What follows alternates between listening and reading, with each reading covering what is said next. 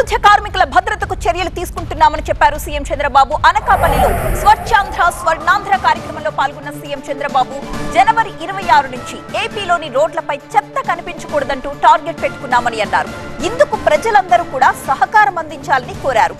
మంచి పాలనకు ఏపీ చిరునామాగా మారుస్తామన్నారు సీఎం చంద్రబాబు. ఈ రోజు అనకాపల్లి నియోజకవర్గం నుంచి నేనిచ్చే పిలుపు 175 నియోజకవర్గాల్లో కూడా మీరు ఆలోచించాలి, అమలు చేయాలని మరొకసారి విజ్ఞప్తి చేస్తున్నాం. జూన్ 2026 నాటికి రాష్ట్రాన్ని ప్లాస్టిక్ రహిత రాష్ట్రంగా చేద్దాం. ఇప్పటికే సెక్రటరియట్లో చేశాం. జనవరి 26కి రాష్ట్రంలో ఎక్కడ కూడా రోడ్డు మీద వేస్ట్ అనేది కనపడకూడదు, చెత్త అనేది కనపడకూడదు. దీన్ని ఒక టార్గెట్ గా పెట్టుకొని ముందుకు పోయాం. ఇప్పుడు స్వచ్ఛ రథాలు కూడా తీసుకొచ్చాం.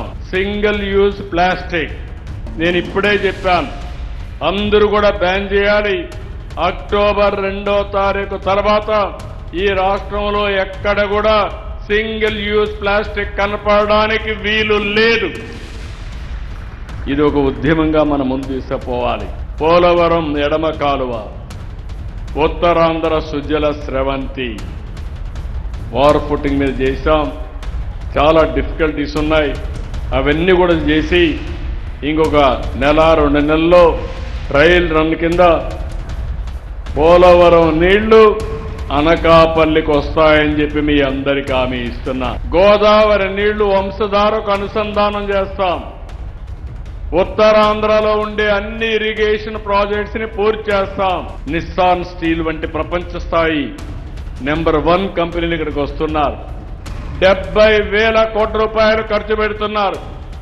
ఫేజ్ 1లో 60,000 మందికి ఉద్యోగాలు వస్తున్నాయి.